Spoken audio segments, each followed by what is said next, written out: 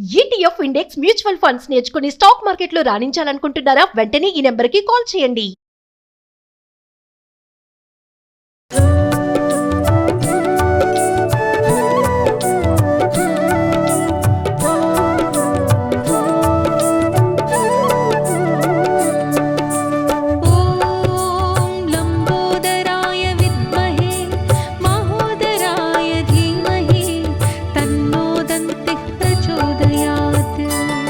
నమస్తే రమగారు. నమస్తే జయ. రమగారు, వినాయక చవితికి మట్టి విగ్రహాన్నే పెట్టుకోవాలి అని మనం కూడా చాలా సార్లు చెప్తున్నాం.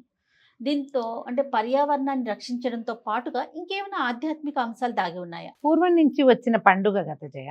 పూర్వం నుంచి మనకి ఎట్లా చెప్పబడింది, మామూలు రోజుల్లో గణపతి పూజ వ్యవహారం కంటే చతుర్థి నాడు ప్రత్యేకంగా గణపతిని సేవించాలి. ఈ సేవించిన గణపతిని నిమజ్జనం చేయాలి. ఇది కదా మన నియమం. అవునండి. నువ్వు బంగారం, వెండి, రాగి, ఇతడి పంచలోహాలు మొదటివి, తర్వాత అల్యూమినియము, స్టీలు తర్వాత వచ్చినవి, ఆ తర్వాత వచ్చిన పోర్సిలీను పగిలిపోయే రకం, ఇంకా ఈ తర్వాత ఏమొచ్చినాయి ప్లాస్టర్ ఆఫ్ ప్యారిస్, ప్లాస్టిక్. అవును అవును. వీటి మొత్తంలో మట్టిలో కలిసిపోయేది ఏమిటో ఒకటి చెప్పు. మట్టి మాత్రమే. మట్టిలో నీకు బంగారం, వెండి, ఇనుము, రాగి, ఇత్తడి, కంచు, పంచలోహాలు ఏవి వెళ్ళవు. అవును. ఒకటి. తర్వాత స్టీలు, అల్యూమినియం అసలే లేదు. పోర్సిలీను అది మట్టితోటి తయారు చేస్తారు. పోర్సిలీన్ అంటే పగులుతుంది, పింగాణి. ఇది ఆ పదునైన పదార్థం, దాని పదును ఎన్ని సంవత్సరాలైనా అలాగే ఉంటుంది కదా కదా. అదే అక్కడి నుంచి ప్లాస్టర్ ఆఫ్ ప్యారిస్, అది భూమిలో కలవడానికి కొన్ని వందల సంవత్సరాలు పడుతుంది.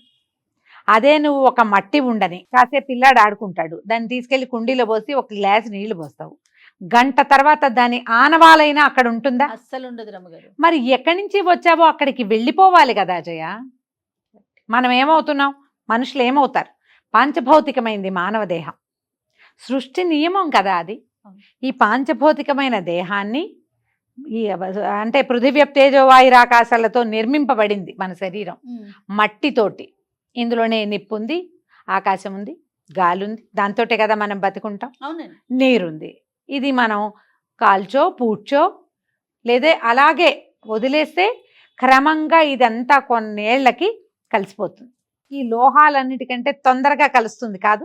అవును. పూర్తి చేశారనుకో మెల్లిగా వెళ్ళిపోతుంది. బోన్స్ అవి కరగడానికి కొంచెం సమయం పడుతుంది, అంతేనా? ఇప్పుడు అలాగే మనం ఈ పూజ కోసం ప్రత్యేకంగా నిదానం చూడు, ఇది ఒక క్షుద్రమైన విషయంలాగా వినపడుతుంది. బేసిక్ రూల్ అదే కదమ్మా, దాన్ని అర్థం చేసుకోవాలి మనం. ఈ పూజ కోసం ప్రత్యేకంగా మామూలుగా చవితిని శూన్యతిథి, అది మంచి తిథి కాదు. చవితి నాడు ఏ పనైనా చేస్తామా మనం? చవితి పనికిరాదు, ఏ పనికి పనికిరాదు. ఏ పనికి పనికిరాని చవితి నాడు ఈయన జన్మించాడు, ఆ రోజున ఆయన ఏర్పరిచారు. లేదా చవితి నాడే ఈయనకి గణాధిపత్యాన్ని ఇచ్చారు అనుకుందాం, విఘ్నాధిపతిగా ఈయన చేశారు. ఓకే. ఇప్పుడు ఈ ఒక్క ప్రత్యేకమైన, అది కూడా ఏమిటి, భాద్రపద శుద్ధ చతుర్థి నాడు మాత్రమే మనం ఈ ప్రత్యేకమైన పూజ చేసుకుంటున్నాం. దీనికోసం సంవత్సరం అంతా మనం ఆయన ఆరాధన ఈ ప్రతిమలతోటి చేయక్కర్లా. ఆయన ఏం చేస్తాం, హరిద్రాబింబంలో చేసేసుకుంటాం, పసుపు ముద్దలో. అదొక విధానం అనుకో.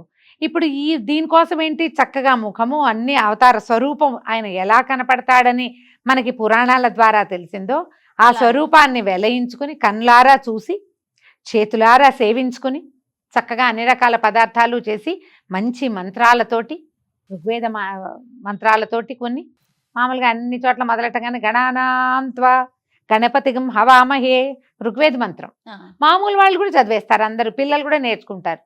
కొన్ని చోట్ల అయితే పిల్లలకి కథలు నేర్పించే కొన్ని చిన్న చిన్న గ్రూప్స్ ఉంటాయి, వాళ్ళు అసలు పిల్లలకి నోటి నేర్పిస్తారు. గణపతి అథర్వ శీర్షం అని ఇలాంటి వాక్యాలతోటి చెప్తారు దాన్ని, ఆ పేరుతోటి. ప్రధానంగా మనం పూజించే దైవం ఇన్ని మంత్రాలతోటి చక్కగా పూజ చేసుకుని, ఈ చవితి మామూలుగా అంత చక్కని తిథి కాదని భావించబడే చవితి యందు ఇంత విశేషంగా సేవించుకుని ఇన్ని రకాలు చక్కగా వండి పెట్టి నలుగురితోటి స్నేహాన్ని నేర్పుకుని ప్రసాదాన్ని అందరికీ పంచిపెట్టి, నాయన మళ్ళీ వెళ్ళిరా, మళ్ళీ వచ్చే సంవత్సరం ఇదే రోజున నిన్ను సేవించుకుంటాము అని ఆయనకి చెప్పి నిమజ్జనం చేసేస్తాం. ఈ నిమజ్జనానికి అయితే కుదిరితే జలాల్లో, నీళ్లలో, లేకపోతే భూమిలో. అసలు నిమజ్జనం చేయటం అనే ప్రక్రియ ఒక్కడికే. గణపతినే నిమజ్జనం చేస్తాం. అవునవును. గణపతి ఇంకెవరికి నిమజ్జనాలు లేవు కదా. కొన్ని చోట్ల జేజి కూడా నిమజ్జనం చేస్తారు. ఆ జేజిని కూడా మట్టితోటి నిర్మించిన జేజి అయితేనే. అవును. మనం ఏం చేసాం, క్రమంగా మనం Plastic. అందాలు, ఆడంబరాలు, అలంకారాల ఒకరికి కోసం చెయ్యాలని చెప్పి కదరమ్మ గారు నిన్న ఇంత పోటీ ఆల- పడుతున్నాం. ఆలంపూర్ వెళ్తున్నాం జయ, ఆ. కారులో వెళ్తుంటే గణపతి విగ్రహాలు హైదరాబాద్ నుంచి బయట ఊళ్ళకి తరలి వెళ్తున్నాయి. అసలు కొన్ని చోట్ల వైర్లు పట్టేసినాయి, అంతంత ఎత్తెత్తు విగ్రహాలు. ఆయన ఒకడు ఆగిపోయాడు, ఒక ట్రక్ ఆయన 6 గంట స్లో అయిపోయింది డ్రైవ్. ఉమ్. ఏమైంది యాక్సిడెంట్ కాదు, గణపతి పట్టేసుకుని ఉన్నాడు పైన, ఆ వైరుకు పట్టుకుని. చూడండి మరి. ఒకదాన్ని మించి ఒక ఆడంబరం చేస్తున్నాం. ఇది ఎందులో కలుస్తుంది? ఉమ్. ఇందులో మీరు వాడేటువంటి ఈ పదార్థాలన్నీ ఎక్కడికి వెళ్తాయి? ఒక మితిలేని ఆడంబరం కాదు. కరెక్ట్. మనం ఏంటంటే నలుగురం కలిసి పూజించుకోవాలని అసలు ఈ గణపతి నవరాత్రులు చేయటము, తర్వాత ఇలా మండపాలు పెట్టటము, ఇవన్నీ బాలగంగాధర్ తిలక్ మొదలు పెట్టారు. ఉమ్. గణేష్ పండగ చేయటం.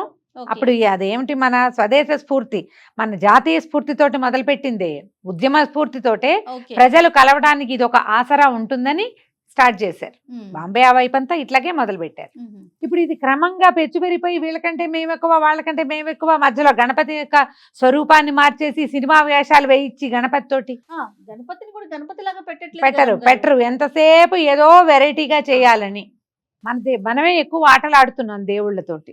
కరెక్ట్ అండి. ఈ పనులన్నీ చేస్తాం. దాని బదులు మనం మట్టి గణపతిని పెట్టుకున్నాము. కొంచెం ఇంత చిన్నవాడు కదా, కాస్త అంత పెద్దవాడు చేయగలరు మట్టితోటి. ఉమ్. అది కూడా మెల్లిగా కలిసిపోతుంది క్రమంగా. దానికోసమే ఇది మొదలు పెట్టారు జయ. పైగా ఈయన ఏంటి, సస్యదేవుడు, పంటలకు సంబంధించిన అవును. దైవం. ఆ. మనం ఇది పూజ చేసుకున్నాము, 9 రోజులు పూజించి లేదా 5 రోజులు పూజించి 3 రోజులే, ఒక్కరోజే ఈ మంత్రపూతమైన ఈ మట్టిని ఏం చేస్తాం, స్వామిని తెచ్చుకుంటే ఇందులో ఆవాహన చేస్తాం, ఉమ్. అర్చన చేస్తాం. గణపతిని ఆవహింప చేసిన మట్టిని మన పొలంలోనో మన నదిలోనో పెడితే ఇది శక్తి వెళ్తుంది కదా కొంత అందులోకి. అవును. అది కదా మనకి ప్లస్ అవ్వాలి. ఉమ్. మనం అది మానేసి వేరే వ్యవహారాల్లోకి వెళ్తున్నాం. ఇక దాన్ని మార్చలేం, మార్చలేం. ఇది చాలా పెద్ద రివల్యూషన్ వస్తే గానీ ఇది మార్చరు, అవును. ఈ పద్ధతులు మారవు. ఇక ఎవరి గోల వాళ్ళది. దీని మీద బతికే వాళ్ళు చాలా మంది అయ్యారు కదా.